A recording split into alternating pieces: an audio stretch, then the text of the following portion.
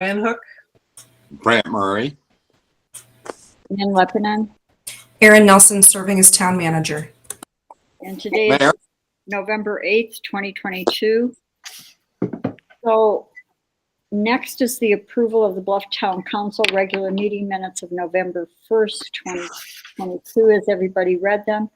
Are there any changes, any modifications, deletions? Motion to approve. Second. Any discussion? All in favor say aye. aye. Aye. Anyone opposed? All right, 5 ayes. The minutes are approved. Public comment, there will be a 3-minute time limit for each person wishing to comment. If you exceed the 3-minute limit without permission, the meeting controller will mute you. Is there anyone in the audience who would like to make a public comment? And if so, identify yourself.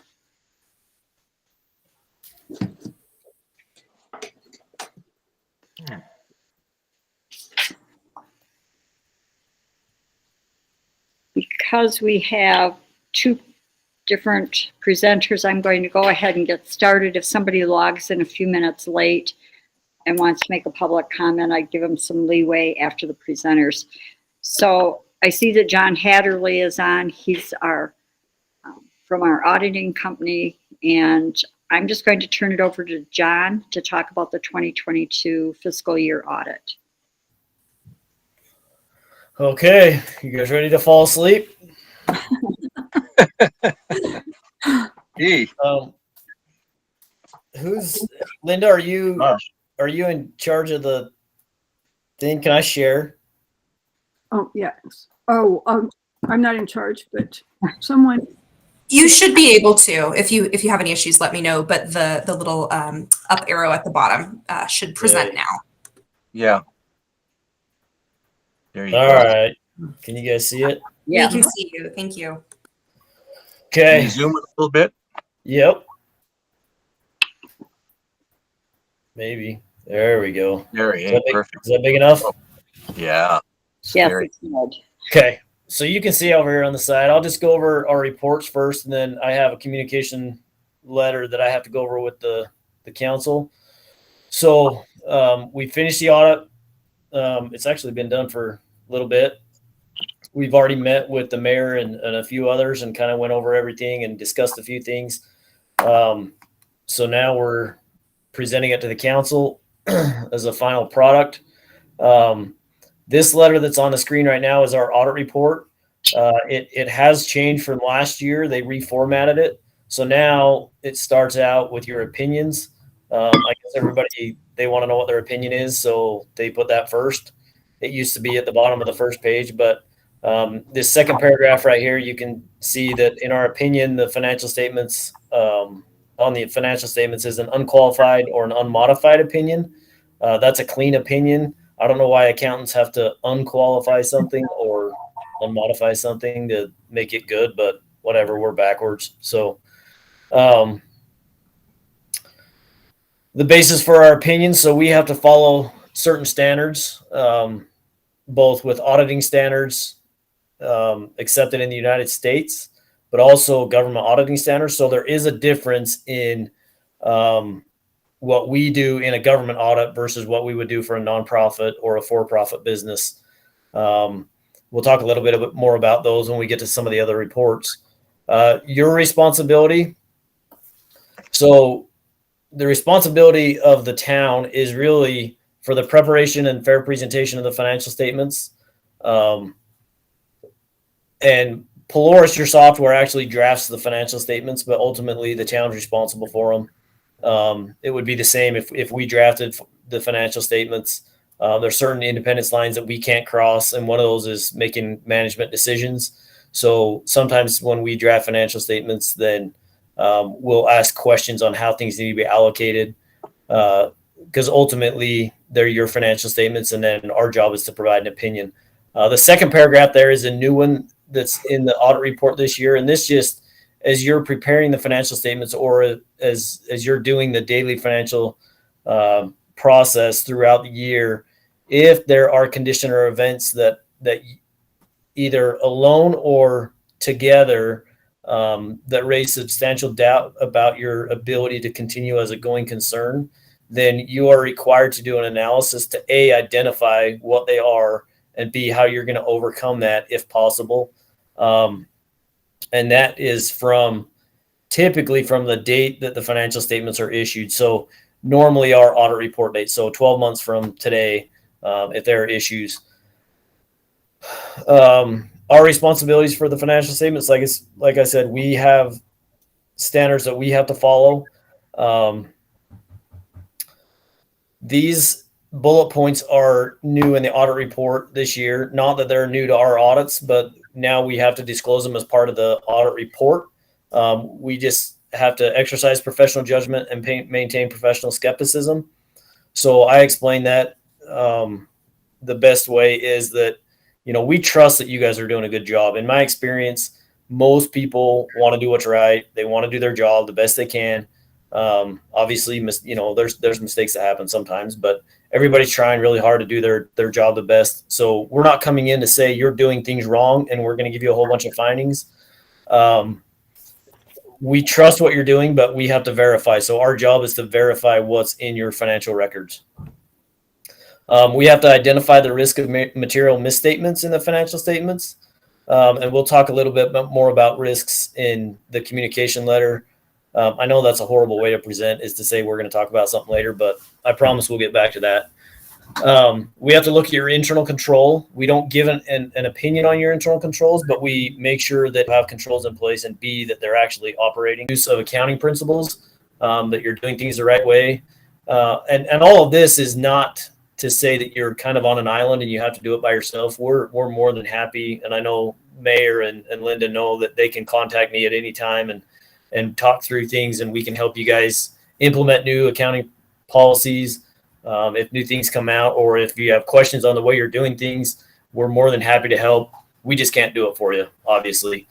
And then this last bullet point is kind of in conjunction with the one with the responsibility of management, is if in our audit work, we identify any conditions or events that would raise substantial doubt about your ability to continue as a going concern, then we also have to do an analysis.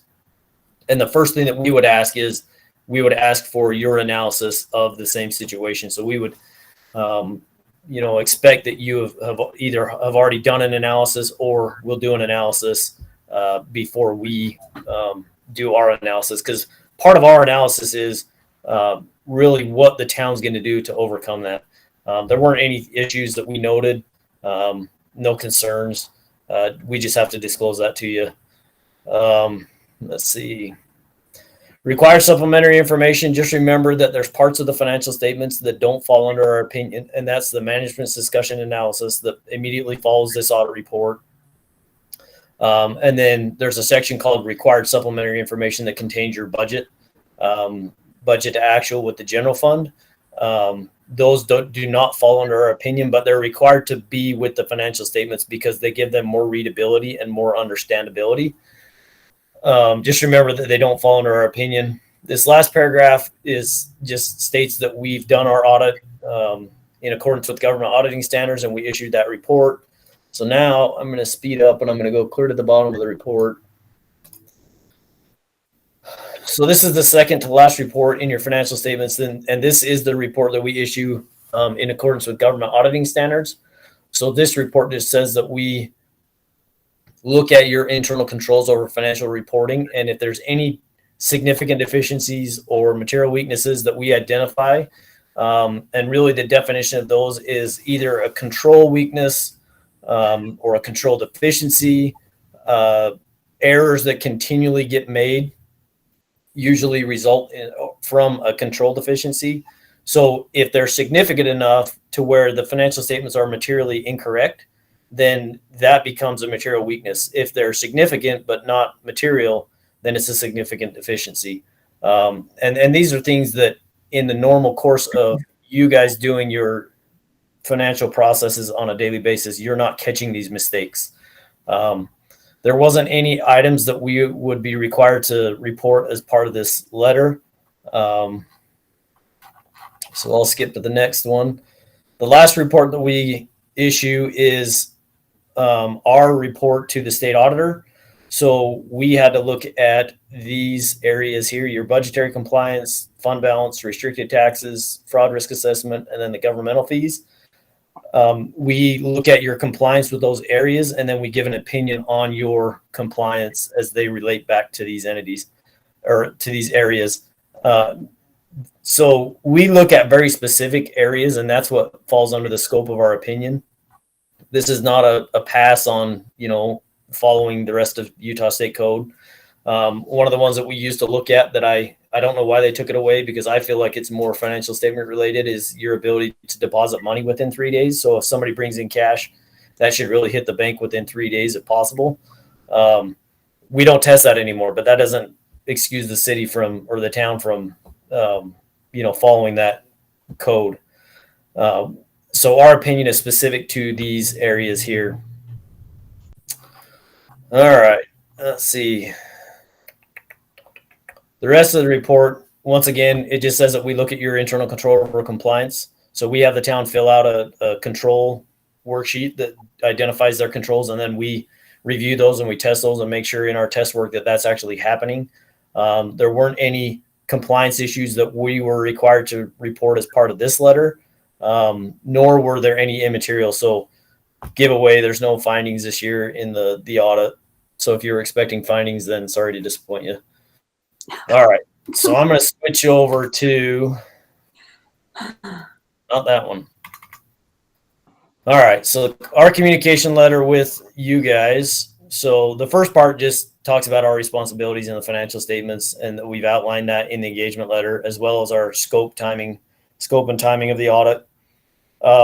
So compliance with ethical requirements regarding independence. So we have ethical standards that we are required to follow.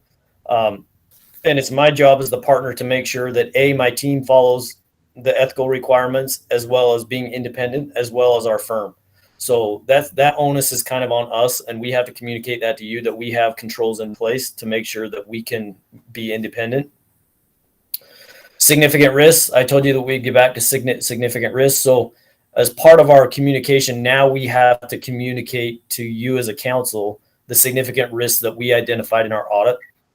Everybody gets really concerned when they see this, because this is a new thing.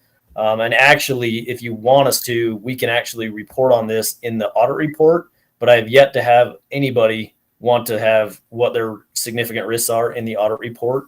And rightly so, you don't want everybody to know, oh, they identify these risks, especially where these risks are not specific only to Bluff. So we identify these risks as part of all of our government audits. And the reason why is improper revenue recognition. If you remember kind of the Arthur Anderson Enron scandal, I remember, when I was going to school, that whole downfall was kind of playing out. And what they did was they manipulated the revenue in order to give the shareholders and increase their stock, and then, pay more to the shareholders. And so in most public companies and in governments, nonprofits, improper revenue recognition has to be identified as a significant risk. So this is nothing that the town did in and of itself to warrant this risk. This is one that in our audit guidance, we have to identify this as a significant risk. If we do not identify it as a significant risk, then we have to do additional testing, which then becomes more costly to you to say, well, this is why we don't think it's a problem. Cash disbursements. Go ahead. What's going on with improper revenue recognition? What does that mean? So that means that you manipulate your revenue. So you will fictitiously either create additional billings, or you'll record revenue at a higher amount so as to make it look like you have a higher net income. It's not as relevant in a government per se, unless you have bonds or things like that. I have seen it in governments where they'll manipulate their revenue so that they'll be in compliance with bond requirements or grant agreements. So we just make sure the tests that we do as far as revenue is we will confirm almost 100% of your revenue with third parties.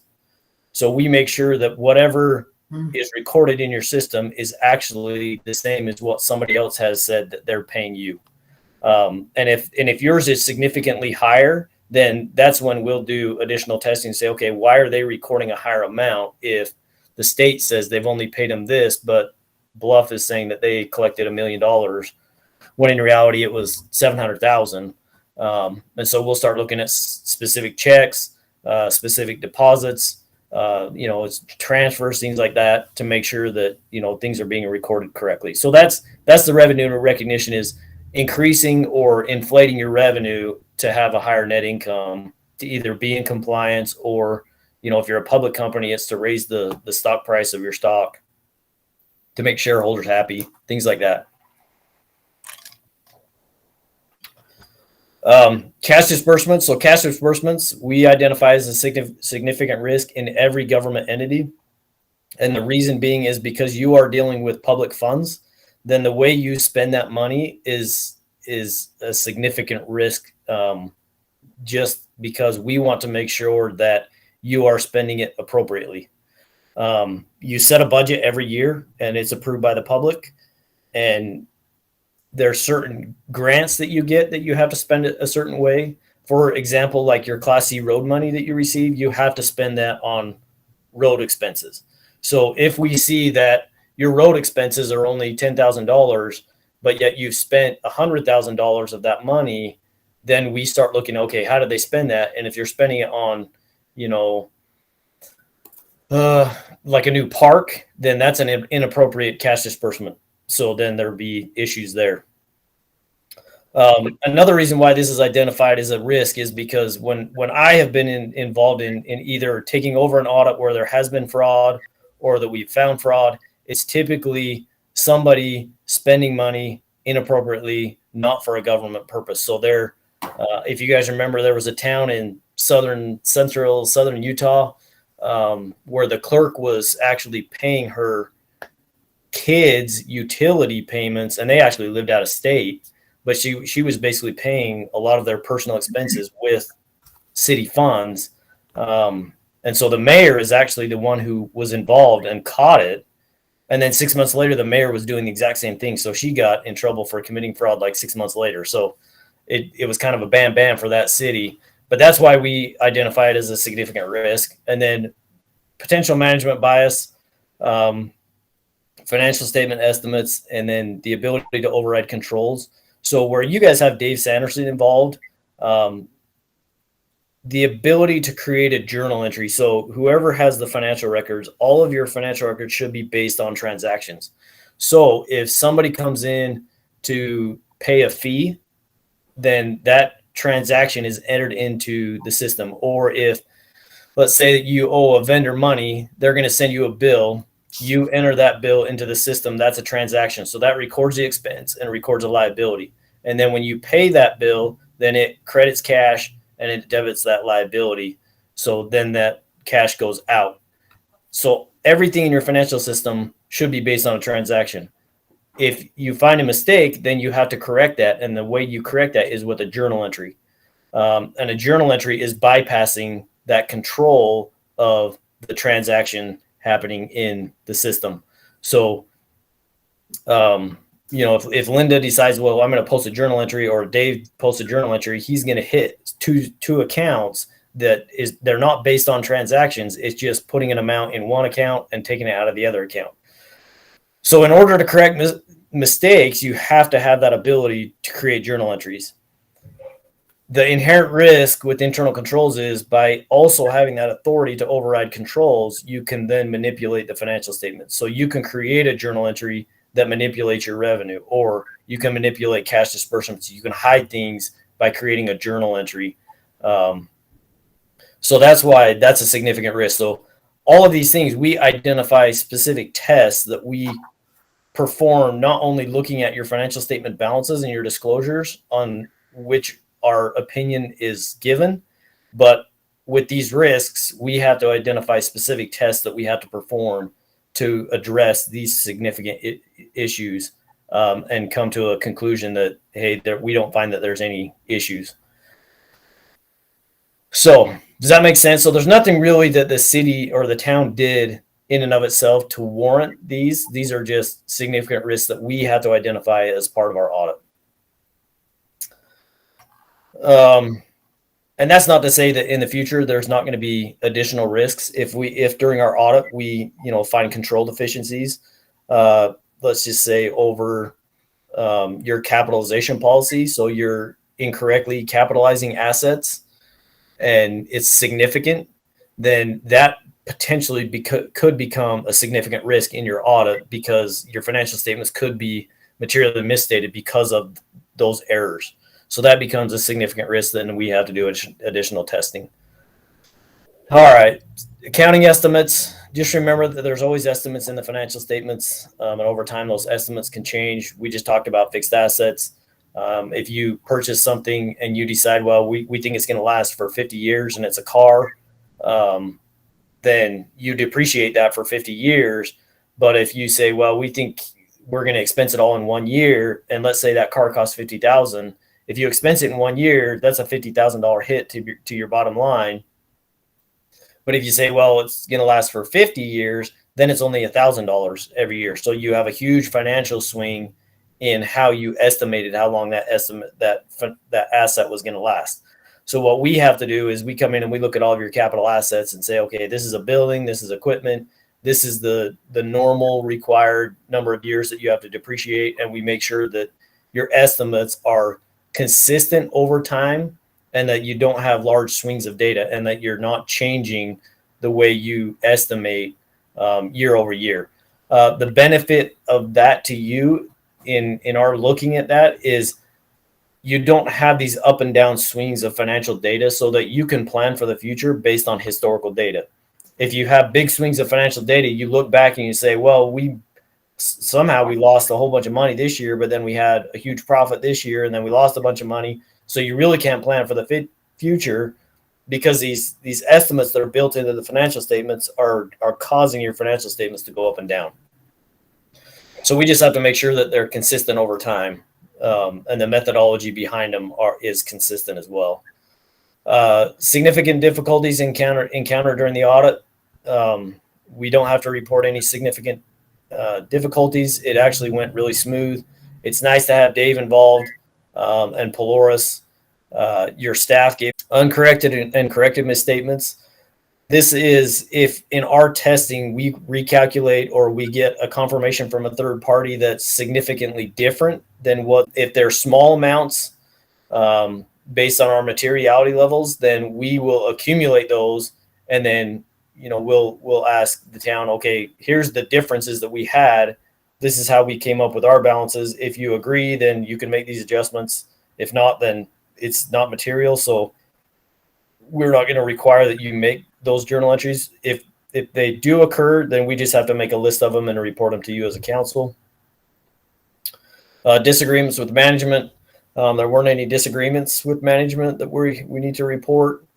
Management representation. So we get a letter, and what the representation letter is kind of a full disclosure at the end of the audit that any information that we've asked for or that you think is significant has been reported to us. So within that letter, we ask about fraud. So if you're not, if you're aware of fraud and you don't disclose that to us, that potentially could affect the financial statement disclosures. If there's significant liabilities or contingencies that you're responsible for that we don't know about, that we haven't been made aware of, those potentially could affect your financial statements. We get representations that, you're consistent with your estimates, that you follow the accounting principles, all those things. So when I'm reviewing our audit work and I'm reviewing our opinion, I'm comfortable knowing that we have all the information that we have in order to give a correct opinion. All right, let's see. And then findings, you can see that there were no internal control findings and no state compliance findings for this audit year. And there were no prior year findings that needed to be corrected and addressed. So once again, good job on having a clean audit. It really is a pretty smooth audit. So any questions? Thank you very much, Mr. Hatterley. Council, do any of you have Brant's got his hand up. Brant. I was just going to thank John for the great report, and thank Ann and Linda and all our staff for making this thing possible like it is. So I really appreciate it from all our professionals. Well, I can Yeah, honestly, I agree. I can honestly say that if it weren't for Linda, Aaron, and John's team, I'd be at a loss. And Dave. I mean, every year it gets a little more complex and a little more over my head. So your team is great to work with, John. They answer questions. They make it clear what they need. So thank you very much. Does anybody have a question? Any of the council have a question, or are we good to go? Well, John, just thanks for staying with us. I know that, finding your company was really a big plus for us, and then getting us hooked up with Dave Sanderson really added to it. Yep, and you guys are growing. There's going to be growing pains. There's no doubt about it, and there's going to be questions that come up. So just remember, you're always welcome to reach out. And as you guys review the financial statements, Mayor and Linda, you guys are more than welcome to call me. Any of the council are welcome to call me. Love to talk to you. Love to chat. Love to answer questions, because ultimately, I want you guys to understand what's going on financially in the town, so that you can continue to grow and you don't run into issues in the future. So. Thank you. Okay. All right. Thanks, everybody. I'm going to bug out. Okay. Thanks a lot. Thank you. Wow. So moving to the next presentation, which is pathways. And I never fall asleep during John's presentations because I'm always nervous I misunderstood and there was going to be some huge, substantial non-compliance we did. So I don't fall asleep. So I'd like to introduce Pathways, who are the company that we're working with for the strategic planning. So online is Judith Oakey and Julie DeLong, and they're going to walk through a presentation and show you what it is that we're doing for strategic planning and kind of how the community all fits into it. So I'm going to mute my mic and let you two take over. Great. Thank you, Anne. Well, for us, it's really been a pleasure so far working with the team. And I know you have a very busy, packed agenda tonight, so we will get right to it. I think I should be able to share this and do it this way. Now, can you see the correct view? We see the screen and then the little slides at the bottom. How about that? Yours golden. Thanks, Julie. Awesome. Yeah, so I just really wanted to take some time to share our strategic planning methodology with you. I'm Julie DeLong from Pathway Associates. Pathway has been around for about 22 years. We're based in Salt Lake City, and we work all around the state of Utah and a little bit outside of that in other Intermountain states. We do strategic planning, capital campaign and fundraising consulting, as well as some organizational development work, grant writing, that sort of thing. We are really pleased to work together with you on this project. And I would like to give Judith an opportunity to introduce herself. And here's us. Okay, well, so I'm going to make this really quick. I'm a consultant with Pathway Associates. I've been with Pathway for about 3 years now. I've spent a lot of time in the international arena, working with international nonprofits and governments on social sector projects. And over the last 10 to 12 years, focused largely on strategic planning, leadership development, and organizational development with local and regional NGOs. I'm delighted to be working with the town of Bluff, particularly because it's so much easier to get started on a strategic planning process when you're the first ones. And you're not kind of, there's a lot of energy, and I really appreciate that. And I like working with Julie and Debbie. Yeah, and so the third member of our team is Debbie Mintoff, and she is our graphic recorder for this project. And in our methodology, and I'll talk about it a little bit later, ideas, and it turns out to be a really great way for us to learn and to share information together. So you'll meet Debbie at some point later in the process. So I just really wanted to review quickly what strategic planning is. It really is a process to create a long-range plan of what the vision is. What is the ideal end state for us, for the town of Bluff? It's not problem solving.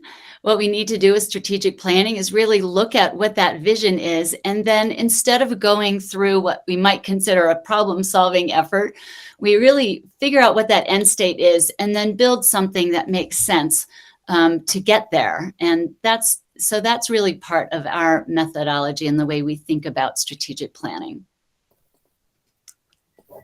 These are some of the questions that you've probably been thinking about and talking about as you have developed in the town and as you have incorporated. What is the best way for us to achieve success as a town? How do we make decisions with something new on the table? It's going to impact us overall for the long term. What really makes sense? We really look inward and externally.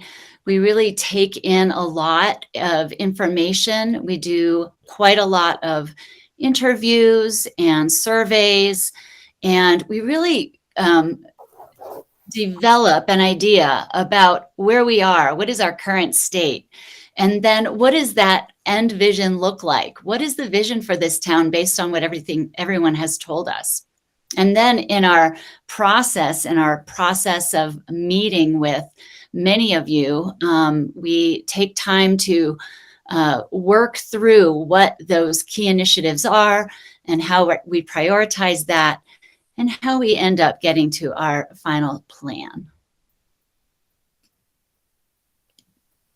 So for our project, the process looks like this. And so for the first phase, that strategic assessment, that's that area where we really are taking a deep dive and conversations and gathering information, looking and talking with folks. We have a town hall meeting on Monday. We're very excited to get to join you, although we really wish we were going to be able to be in person.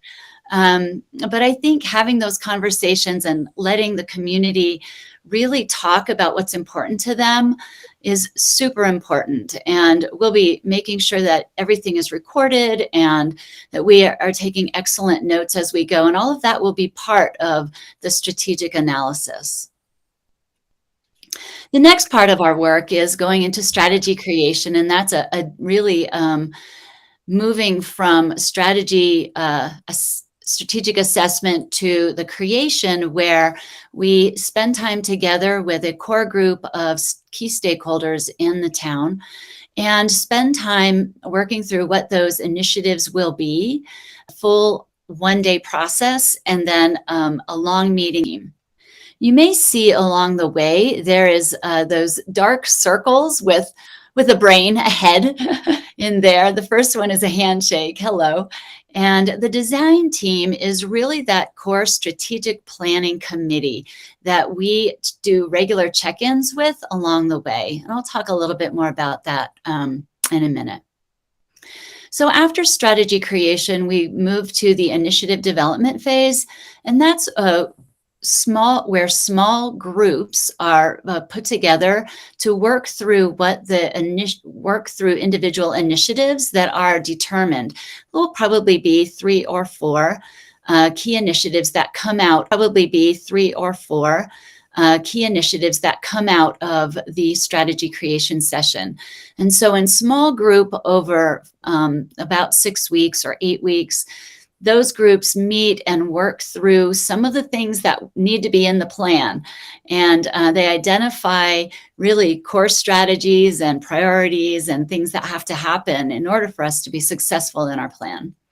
We come back together with a strategy integration session, which is another full day. That'll be later in the spring. And by then, we have the initiative teams report out. And the group does takes some time to really prioritize and have deeper discussion around each of those initiatives and the work that the initiative teams have done. And we come out with a plan. And this will be the group that ends up approving the plan that you're all involved with along the way.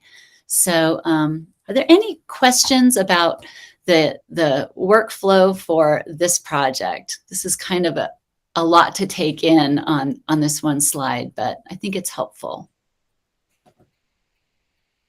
Any questions from the council? Very clearly presented. We're following you closely. Go ahead. You're doing Great. So the design team is really that core group, and members of the design team, as you know, are Anne, the mayor, Jim Sayers, Dan Myers, and Aaron Nelson. And we've been meeting regularly to make sure that the survey that's going out to the town looks just right, that our interview process is on track, and that sort of thing. And that's all kicking off soon, I think within the week. So all of you will be asked to complete the survey, and you'll get regular updates on how the process is progressing. You'll learn about the plan after the plan is approved. But also, in the case of the council here, you will be interviewed, part of the strategy sessions, if it works for your schedule. And I certainly hope that it will. And then you may also be part of an initiative team as we do some work to make sure that the plan is the best that it possibly can be. Really that is about all that I had to share this evening. I really just wanted to lay out what our plan looked like for you, and make sure that you take the survey pretty soon.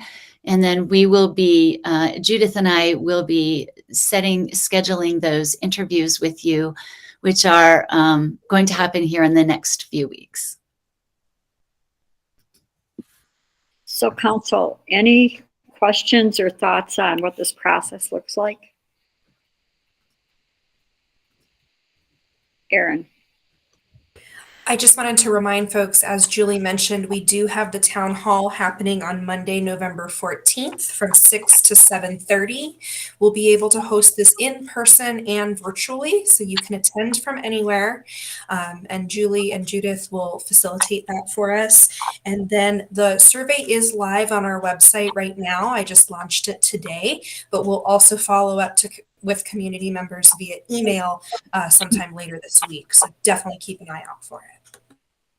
And one of the things that we decided was, in addition to having the survey online, in our office we'll have paper surveys for those folks who feel kind of like I do, I need to see it in my hand when I'm doing it.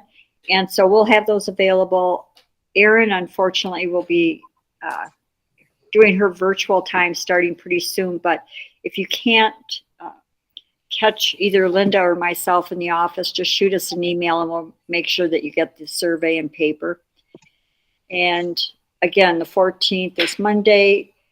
We'll be at the community center live. Judith and Julie will be virtual, but join us, because a lot of you, a fair number, will be asked to be interviewed down the road, and it'd be good for you to be involved in the process right now.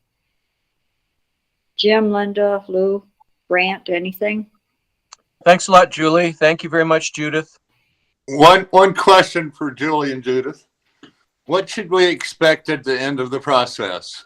Just tell me a little bit about the finished product, really briefly. What will we get? The product that you'll receive will be key initiatives outlined that you all have come to in our work together over the months, and prioritized. And it will be an excellent vision for your town that is built by you. Thank you. We're looking forward to it. Thank you very much. Again, really appreciate the opportunity to work with you all. And thanks so much. And I look forward to seeing you all in person. Lou, did you have something that looked like you unmuted? No, I was just going to say thank you as well. We'll look forward to making a list. We'll see you all on Monday then. Thank We'll see you on Monday. Thanks. All right. Thank you. Bye-bye. Bye. So let's go to the unfinished business. Number 1, update on status of the cultural capital state grant and the design review team progress. And then followed by that would be the United States Department of Agricultural grant on fire suppression. Jim? Yeah, we had a meeting today where we heard all about this stuff at the design review committee. We went through our usual agenda.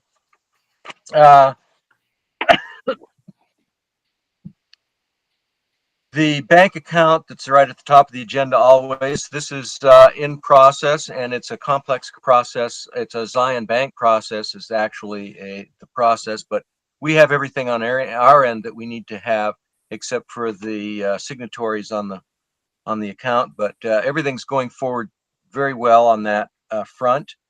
We talked about grants and proposals, and the big update was that we received the 79,000 and some change grant from the cultural and community engagement department. So that was really great. That they'll be sending us some money very soon, and we're just very pleased about that. That brings up our total.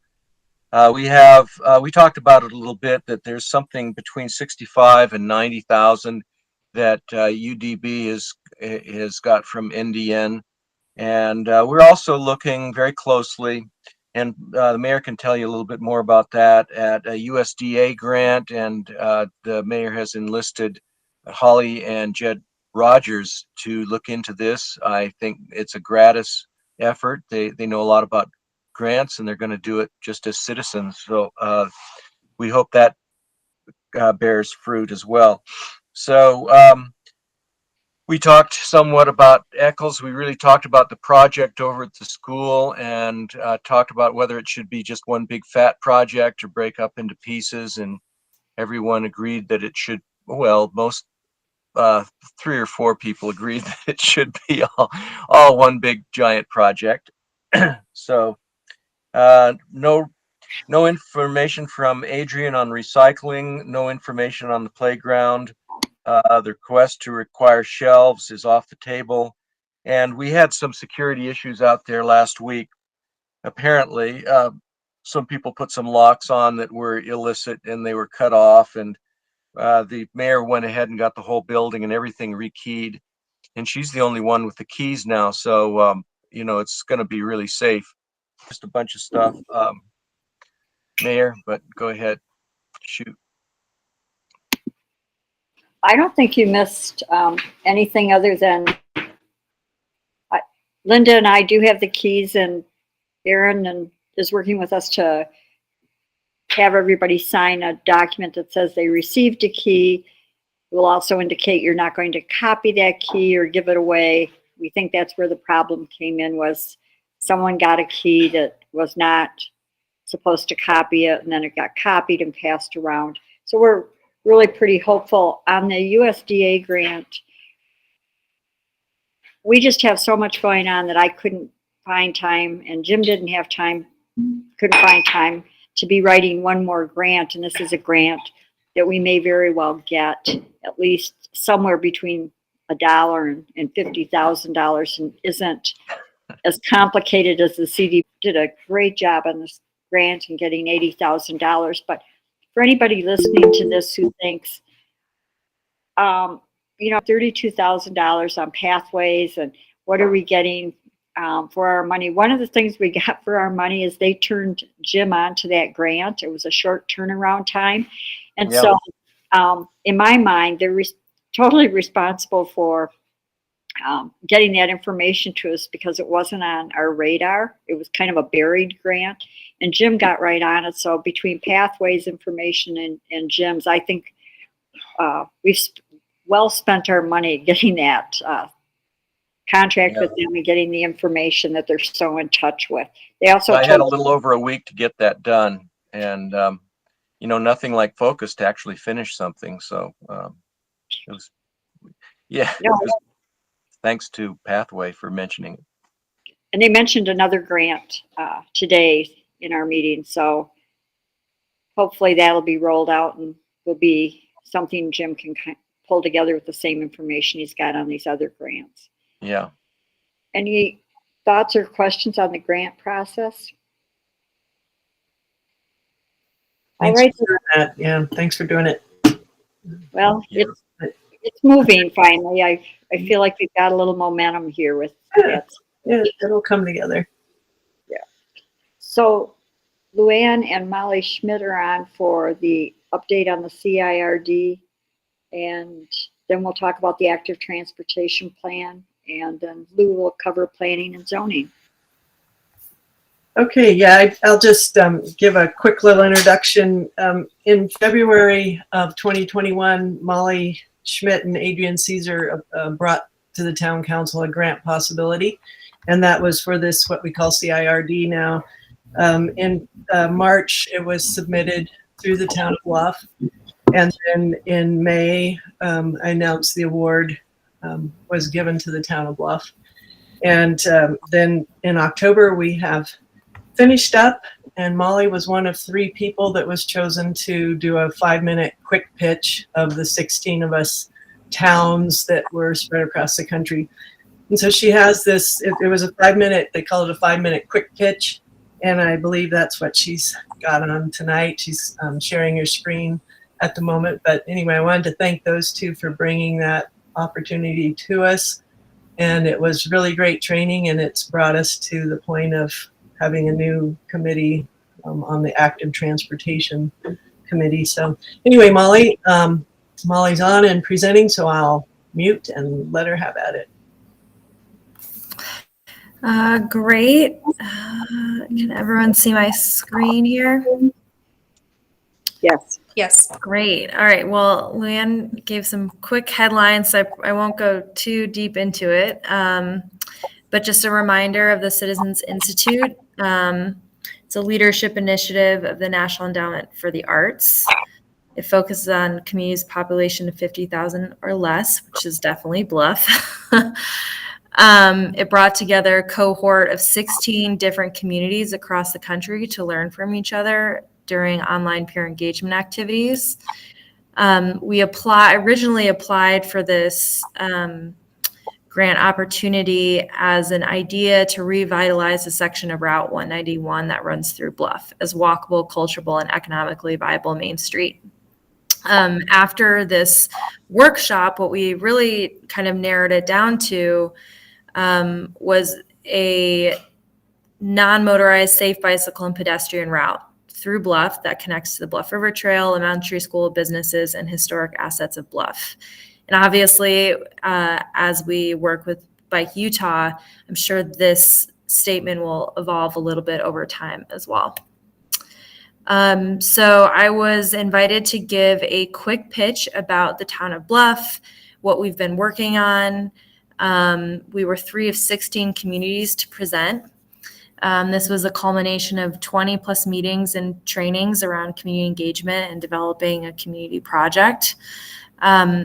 Post this quick pitch, we got a lot of great feedback and encouragement. The the directors of this program reached out to me afterwards, and they offered continued support and consultation as we work through this project. They also invited us to apply for their community workshops for any further development we wanted to do on this project. And they were meeting with them, I think, next week to talk about different grant opportunities that our Trails project could apply for and be eligible for. So I'm really hopeful that not just this training will end with this our last quick pitch presentation marked the end of this cohort. But I'm really hopeful that we'll get a lot more grant opportunities, invitations, and support since we completed this project or our time with the cohort. So the best thing that came out of this cohort was just the decision that we needed to work more hand in hand with the town of Bluff in order to really lend credibility to this project. And so on the 9th, the council approved the Active Transportation Advisory Committee. Our mission is to lead a community-driven process creating and sustaining connectivity and active trail for safety, health, and recreation. Our members are Luann, Jim, myself, Deborah Westfall, and Anthony Lott. And we have a great partner called Bike Utah. And so they're going to be providing the planning assistance for this town-wide non-motorized trail system in Bluff through a series of community planning workshops. So the active transportation plan, this is very, great coincidence that it comes after the strategic planning process, because everybody loves a plan, but we also love plans that come to fruition. And so we have a timeline that will develop the active transportation plan. We'll have community workshops in the spring of 2023. And then based on that input, we'll use the active transportation plan to apply for construction grants in the fall of 2023. And we're hoping that that might lead to construction in 2024. We really need you to attend the community workshops. We're hoping to make them really engaging, fun, supportive for families at an appropriate time. Well, there'll be activities to support childcare. And we just really want to see and develop a vision for Bluff together. So really, this is just a little diagram of kind of how we see these relationships working together. The town of Bluff overseeing this project, the Active Transportation Advisory Committee giving recommendations to the town of Bluff to approve. We're directly working with Bike Utah during bi-weekly design meetings and then weekly active transportation meetings. So far, these are the different partners that are really on board with this project, and we have this list is getting longer and longer every week. And citizenry for committee and what that means legally and what we need to, the rules we need to abide by. We have a landing page on the Town of Bluff website. We're developing outreach engagement strategy for the town council to review and approve, and then that will follow presentations to supporting organizations. Another exciting announcement was that Governor Cox wants to create a statewide trail system. And so there are a lot of resources and support for this type of project in Utah currently. So this is the moment, and we want to take advantage of it. And that's all that I have, excuse me, to update. Thank you, Molly. I apologize. Somehow I misspelled your last name, which I know doesn't have two T's. It has a DT, and I apologize. No problem. I always hate it when my name gets misspelled, so I am sorry. What does the K stand for, Mayor? What is the what? The K? A long story, Brent, but it's just an initial. All right. Yeah, it's a long story. Any questions for Molly or for Lou about what's going on? No, great work though, Molly. I think you've worked hard on this. You got a lot to be proud of here. Really, Thanks a lot. We have a good team, so. So along with that, we have the active transportation plan bylaws that were given to everyone on the council. And does anybody have any points they want to discuss? Have you reviewed them? Are we ready to pass them? I reviewed them and I'm ready to make a motion. Aaron, I like our packet we got. Thank you. I'll make a motion that we approve these as presented, Mayor.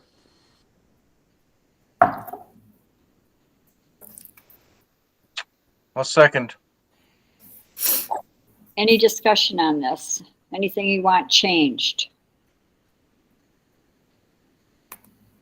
All right, all in favor say aye. Aye. Aye. Anyone opposed? Then it's unanimous. Those are passed. And I'm assuming those will go up on the website at some point. Yes, that's correct. I'll update those this week and then ensure that all parties have a non-draft version available to them. All right, then. Yeah, thank you for getting that up, and thanks for getting it on the website too. It's good to have a spot to go. And you can look at that for meeting dates and for updates. and so on. townofbluff.org. And so Lou, do you want to do the planning and zoning report? Sure. So there was just one meeting. It was November 2nd, just this last week. So they'll meet again next week, next Wednesday, not tomorrow. There were 2 land use clearances. One was for Steve Simpson. He came to planning and zoning and is requested. It's basically a remodel of an existing structure. What he'll do is add another living residence to the over the top of the trading post. So that is allowed now in the zoning for the commercial districts. So that passed through. He's not doing anything to the structure, but he still needed the land use clearance to go get a building permit. So that one went through pretty easily. You'll see some work up there probably. And then the other one was Patrick McDermott, and he came to the council to the Planning and Zoning Commission to do a second house on their property that will have an attached garage and also a kind of a cool little greenhouse dome. I shouldn't say it's cool, but it was cool. It was an interesting looking thing. They don't need a clearance for that because of the size and so on, but it was in their presentation. And the second house, it did not get approved yet. He's bringing it back. It was designed or brought to the council as an ADU, an accessory dwelling unit. And it was over that size. He just thought of it as an ADU. So he's adjusting the application. It all clears because their land, they have over 7 acres. And so they can easily have a second house on their property of that size. So they will be back to the next session. They tabled the RV ordinance discussion until more people were there. There was a skeleton crew. There was a quorum. Marcia chaired the meeting and there were 2 more. So they did have a quorum, but they decided to wait to do some of these discussions till everybody was there to bounce the ideas around. And that was, let's see. And then Aaron explained that we'll be doing some different email with them. So they'll be brought into the domain or whatever we call that for the town of Bluff. So they were just, apprised of that, and they will get more updates later. Thanks, Lou. Thanks. Thanks, Lou. You're welcome. If there are questions, or Aaron, if anything else. Okay, she says no. So I just have one question. And maybe, I don't know if you'll know this or not. So when you're adding like a living space of some kind to an existing dwelling, does the owner have to do another septic inspection and make sure that everything is up to speed for the size and all of that? Yeah, they do. And that is part of the thing. And they had done that to the satisfaction of the Planning and Zoning Commission. It's part of the one little apartment that's there and the restaurant that's already there. Okay, so the public health came down and they did an inspection then. They did whatever is required from planning and zoning. I don't get all of those documents to see all of the stuff, but they did look through all of it. They had a few questions and then approved it. But that is part of what they have to do, is have that inspected and approved by the county. Great. All right, then we'll move to number 3, update and vote on the payment to Pave Right from the matching grant from San Juan Transportation Board. There was a lot of drama around Pave Right, invoicing and when they would get paid. And so in order to not have a further delay, what I'm asking everyone to consider is we approve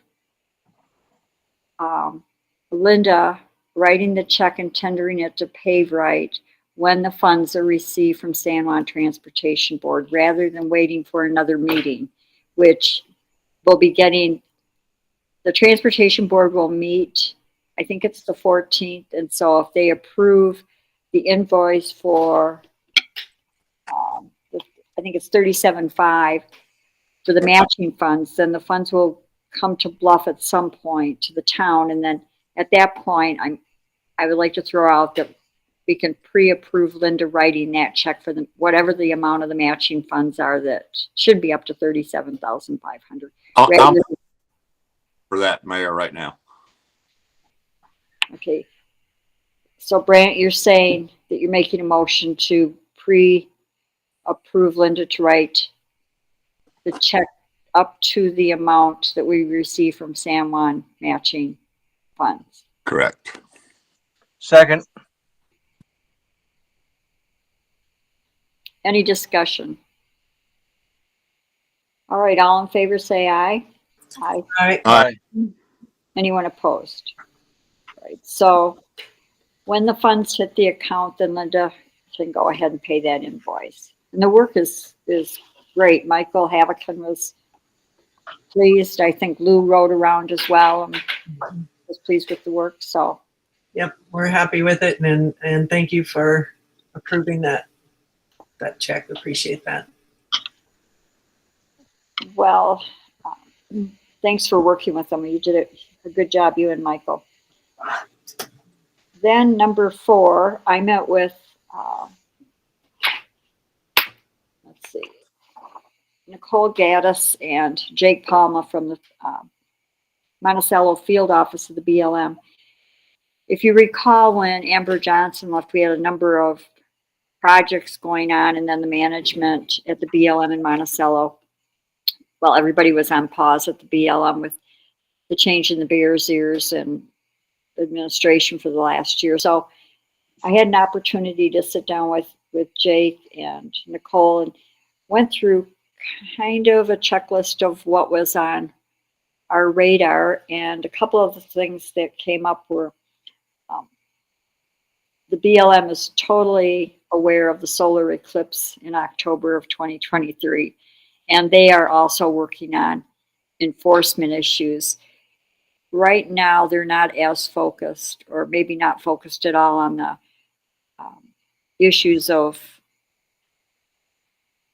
getting porta potties or those types of things. They're really working on, like, how do you enforce so many people in such a big area, the camping, the practicalities of it. And we talked about if we put together, meaning the town puts together a committee to work on this project for 2023, would they want to have a staff member available? And they said yes, they'd like to have input so that we're coordinating our efforts on the solar eclipse. So I think that's something I'll get back on the agenda to get a committee formed at the first of the year so we can cover some of these things that are going to need to be covered: traffic, camping, those types of things. The other thing tied to camping that was interesting is I talked to them about, since we're so large and we have so much BLM land within our town boundaries, like where their enforcement on camping kind of falls within our ability to control some of the closer places to us.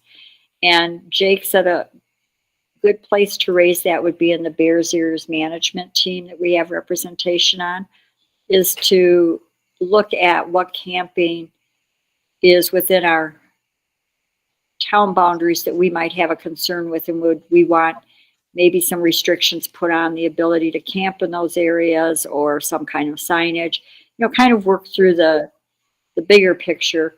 So I'll get that to our representative on that management team, who right now is Britt Hornsby, and have him raise that as something that we'd like information about, and see if there's anything that we feel we want to make a request on. Yeah, I could just predict that we're not going to want people to be camping in drainages.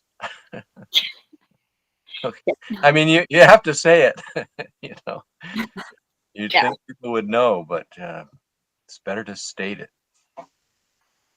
Well, my understanding from several people is that the hotels here are just filling up for that eclipse. And I think that that's a good example of the visitation that we're going to be exposed to, and then looking at the future, how we, really protect the land and our boundaries in a legal method, as opposed to. Yeah. What is the date of the eclipse? It is October 14th, Is it the 14th? Saturday. Okay, thanks. She was our first reservation. a year ago or whatever. I had moved away and I still was like, I'm coming back no matter what. So I'm really glad I'm actually going to be here. Oh, good. And then one other thing was Amber and I had talked with UDOT a couple of times about the Sand Island turn lane that doesn't exist. That is really pretty hazardous. And Jared Beard, is right on top of it.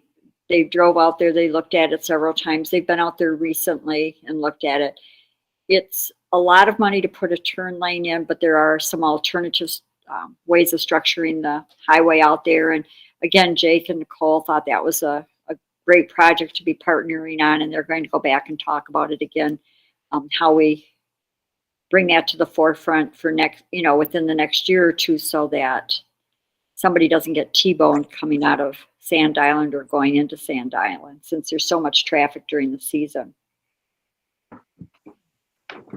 And I think that covered the bulk of what we talked about. I was really impressed with both of them. I met Jake just for a few minutes at the Celebrate, but any questions or thoughts on that?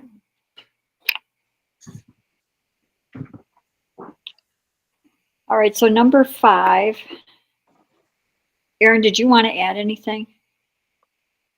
Oh, I would just say that, I certainly appreciate that we have representation, who's willing to speak with us. It is, a significant part of incorporated Bluff as BLM, but really appreciated them just coming down and lending an ear.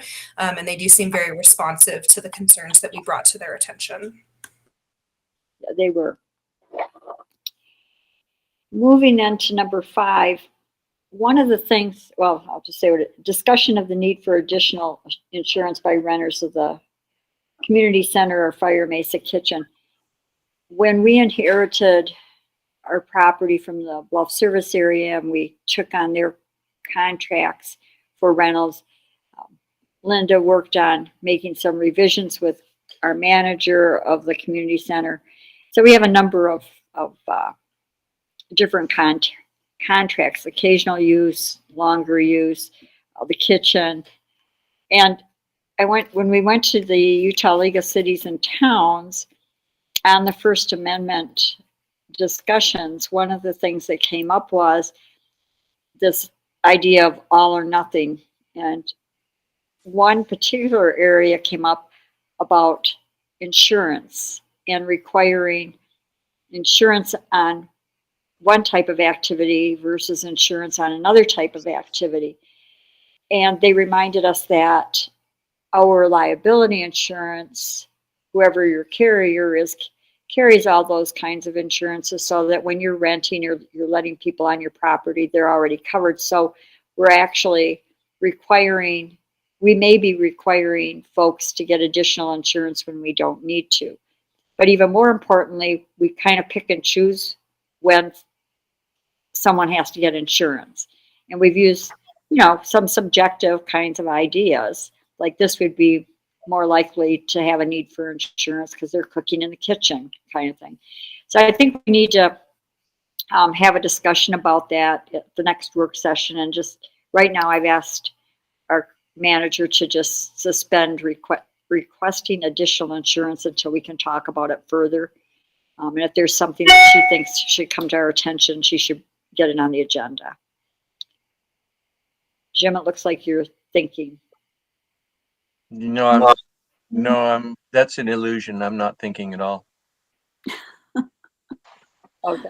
So that will go on a work session, but I just wanted to alert you to that, along with number 6, which is kind of similar for a work session. It came up at the Utah League of Cities and Towns that we need, whenever a government agency is collecting data, we need a privacy notice. And about 70% of cities and towns don't have that little privacy notice at the bottom. We don't collect much data, but we don't have that privacy notice either. And so they gave some examples. I want to bring that to a work session so we can talk about it. But, those 8-page notices you get when you buy a new appliance that tells you all the warranty and your data won't be sold and blah, blah, blah. Well, we need to have something. We can do something pretty short, I think, through looking at other models and then having Chris look at it and give us a heads up or not. So that's what that was about. Any questions on those two topics? Okay, then looking at, let's talk about these dates that are at the bottom of the agenda. November 9th at 7:30, there'll be, which is tomorrow night, a joint work session about water and water rights at the library, so the Bluff Library. It will not be streamed or be online, and it will be the audio. I'll post the audio on the Utah Public Notice website. So if you're interested in sitting in on a work session with BWW at 7:30 after they have their regular business meeting, the council will be going over there. And then I'll let Linda cover the next one on the San Juan Economic Development Expo. Yes, that is tomorrow. There may still be tickets for it. I'm not sure, but Grant County has done this kind of thing before, a monthly or a yearly expo, and had keynote speakers and workshops and a lot of things that are good for businesses. And so we decided to do this just for San Juan County. You know, we're really rural. We're different than cities or Moab. And so they will be having some resources for business people, some training sessions, some speakers, lunch. And so anyway, it should be really helpful. And then we talked about the fact that on Monday there's the town hall from 6 to 7:30 with pathways at the community center. We'll have that virtual as well as live, but some of the council will go to the community center. I don't know who all, that's up to them. I'll definitely go and have a discussion with Judith and Julie from Pathways. There is the flu and COVID booster drive at the community center on November 21st, which is a Monday, from 12 to 5 p.m.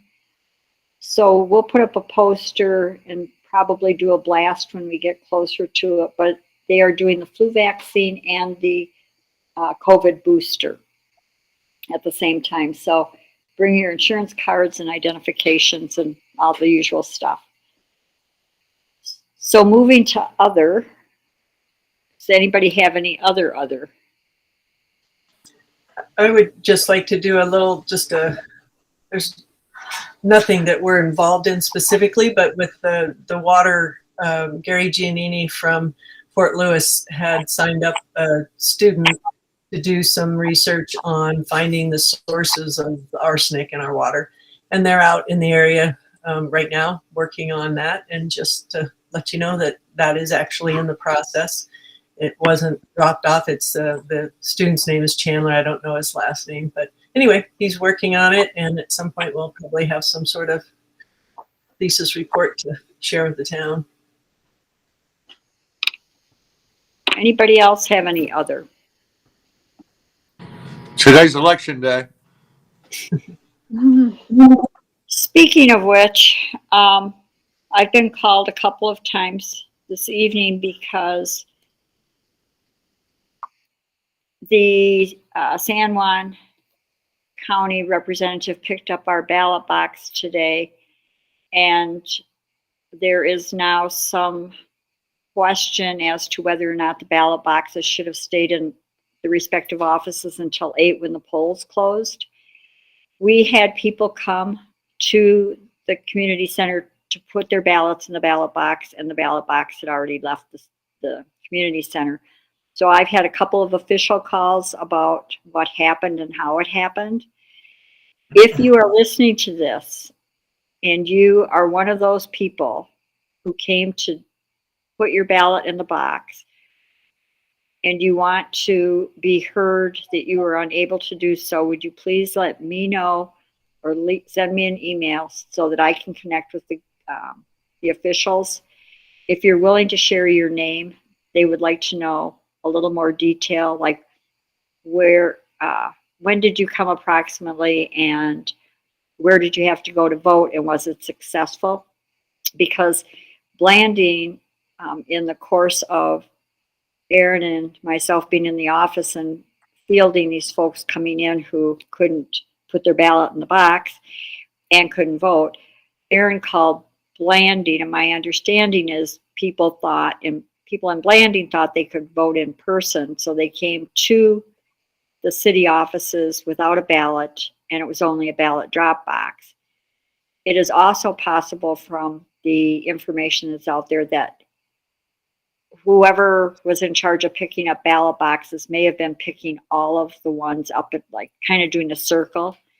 So they're trying to collect data. But if you are listening to this and you were not able to vote or you had delays in your voting, would you please at least let me know? If you want your name given, great. If you don't, great. But at least I can report. I know of 5 already.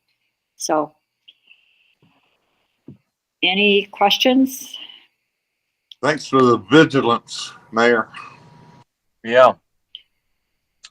Motion to adjourn.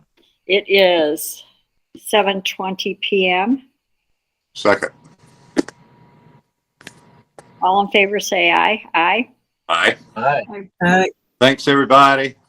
Bye-bye. Craig, thank you very much. Thank you very much. Thanks a lot. All right, I'm turning off the recorder. Hang in.